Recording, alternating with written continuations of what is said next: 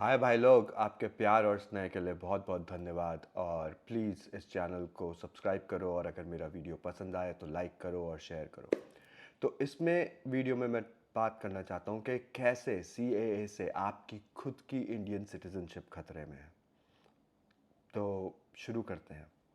तो सीएए क्या है? सीएए बेसिकली एक सिटीजनशिप एक्ट है जो ये कहता है कि अगर आप माइनॉरिटीज़ थे पाकिस्तान, अफ़गानिस्तान या बांग्लादेश में, और आप इंडिया 2014 से पहले आए थे, दिसंबर 2014 से, और आप इंडियन सिटीजन चाहते हो क्योंकि आपके ऊपर परसिक्यूशन हो रहा था, रिलीजियस परसिक्यूशन हो रहा था, तो आपको सिटीजनशिप मिल सकती है। तो बेसिकली ये बाहर के लोगों के लिए है।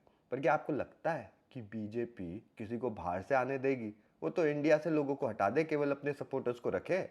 तो क्या बीजेपी ऐसा करेगी? तो ये बहुत बड़ा मेलिफाइड इंटेंट से बना हुआ लॉ है। वो कैसे? लो मैं बताता हूँ। तो क्या हुआ, बीजेपी ने असम में एनआरसी लागू किया। जब एनआरसी लागू किया तो उन्होंने देखा ये केवल मुस्लिम ही नहीं है कि जिनका क्या है, बेसिकली एनआरसी में आपको ये प्रूफ करना है कि या तो आप इंडिया में पैदा हुए, या आपके पूर्वजों का नाम एनआरसी जो रजिस्टर था उसमें चढ़ाने के लिए कि आप 1953 से यहाँ हो, या कुछ डॉक्यूमेंट्स प्रूफ करो जो सिटीजन है।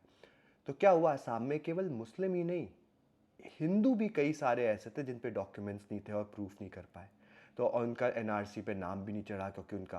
तो अब ये सब लोग, उन लोगों ने बोला ये सिटीजन नहीं है। अब असम में तो बीजेपी की सरकार थी, तो उन्होंने बोला हम अपनी सरकार में अपने ही वोटर्स जो हिंदू हैं उनको कैसे निकाल दें इंडिया से।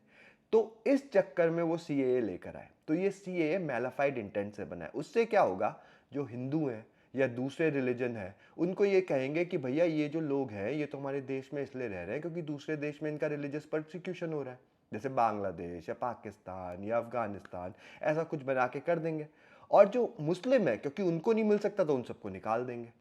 तो इसलिए ये सीए लाए, बाहर से किसी को नहीं, ये आपका।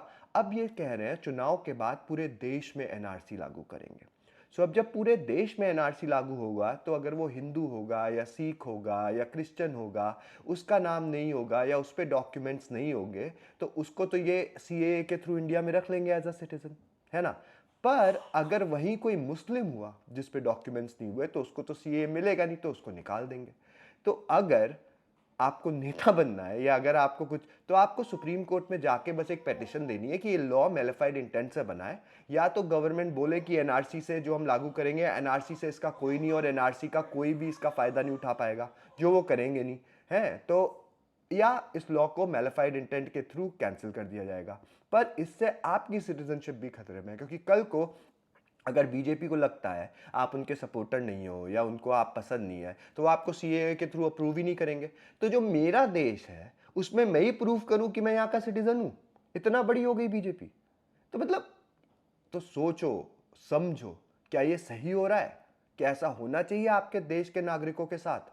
तो सोचो, और प्लीज इस वीडियो को शेयर करो। Thank you.